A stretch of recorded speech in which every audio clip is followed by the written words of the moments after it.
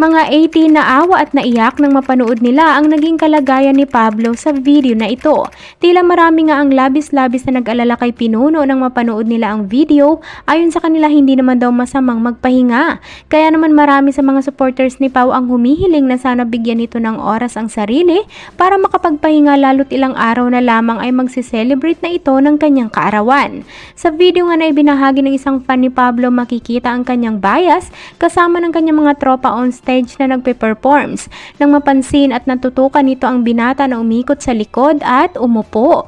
Kita kay Pablo na tila pagod na ito dahil kahit sa pag-upo nito ay parang nahihirapan na itong mag-balance sa kanyang sarili.